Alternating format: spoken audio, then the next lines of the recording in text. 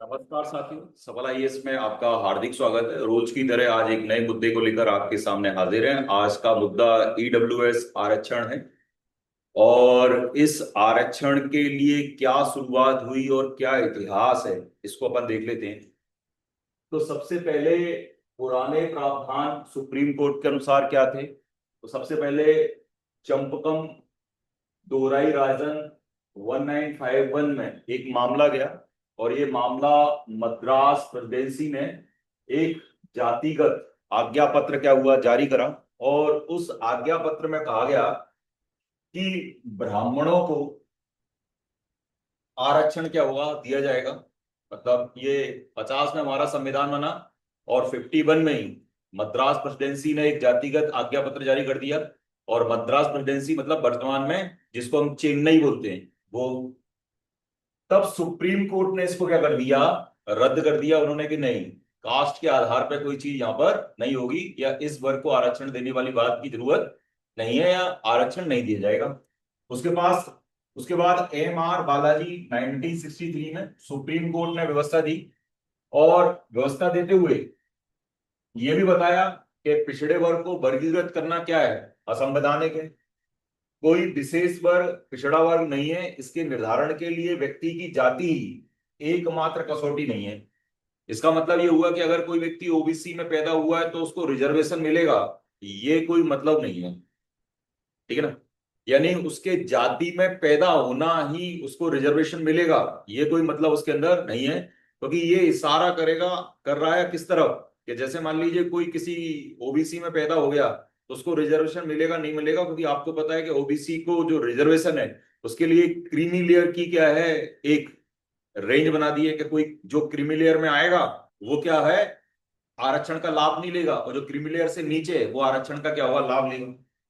उसके बाद टी देवदासन 1963 में सुप्रीम कोर्ट ने बालाजी बनाम मैसूर राज्य मामले में सरकार के आदेश को खारिज किया और कहा कि आरक्षण 50% से अधिक नहीं होना चाहिए। इन्होंने बोला कि आरक्षण किसी भी कंडीशन में 50% से ज्यादा नहीं होना चाहिए। यानी 50% में सामान्य वर्ग और 50% में क्या होगा, रिजर्वेशन रहेगा। क्यों? क्योंकि उस समय एससी एसटी और ओबीसी का आरक्षण 68% क्या हो गया था। लेकिन सबसे बड़ा मामला आया जो आगे जाके मील का पत्थर साबित हुआ। और मील का पत्थर साबित हुआ किसके लिए, ओबीसी आरक्षण के लिए और ईडब्ल्यूएस आरक्षण के लिए, जिसने दिशा निर्देश क्या हुए बता दिए। क्या दिशा निर्देश थे? सुप्रीम कोर्ट ने आरक्षण के संदर्भ में निर्णय दिया जिसे मील का पत्थर कहते हैं, जिसमें सुप्रीम कोर्ट ने कहा कि केंद्रीय सरकारी नौकरियों में, यानी आप जो भर्ती कर रहे हैं सेंट्रल की नौकरियों में, पिछड़े वर्ग के लिए अलग से आरक्षण लागू करने को उन्होंने क्या हुआ, सही ठहराया। और इस ओबीसी का निर्धारण केवल आर्थिक मापदंड के आधार पर नहीं किया जाता, ऐसी बात उसमें क्या हुई, इंदिरा साहनी में बोली गई। साथियों, इंदिरा साहनी वाले ही मामले में जो कोर्ट ने और एक चीज बोली, ये जो इंदिरा साहनी वाला मामला था इसमें सुप्रीम कोर्ट में 9 न्यायाधीशों की पीठ ने 27% जो आरक्षण ओबीसी के लिए था उसको बरकरार रखा। लेकिन आर्थिक आधार पर, लेकिन क्या था, आर्थिक आधार पर 10% आरक्षण को क्या कर दिया, रद्द कर दिया।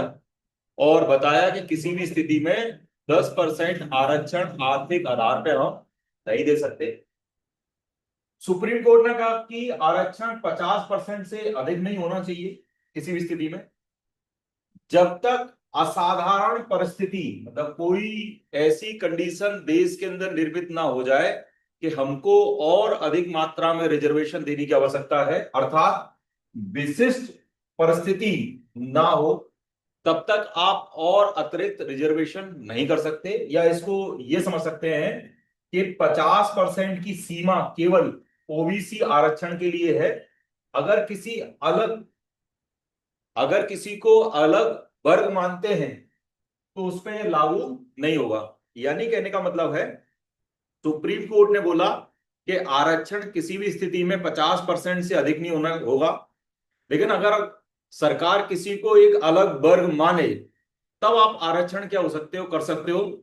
इसीलिए आपने देखा होगा कि ईडब्ल्यूएस को एक अलग वर्ग माना और माना कि सामान्य में ये वो लोग हैं जिनकी आर्थिक स्थिति क्या है, कमजोर है, और आर्थिक स्थिति कमजोर होने के कारण इनको भी मुख्य धारा में लाना है, इसलिए इनको रिजर्वेशन मिलना चाहिए। यानी मैंने जो आज आपको बताया है वो मैंने आपको बताया है कि कोर्ट में किस प्रकार से ईडब्ल्यूएस के लिए भूमिका बनी, या ईडब्ल्यूएस शब्द हमारे लिए वहां पर आया, या एक नया वर्ग हमारे सामने आया।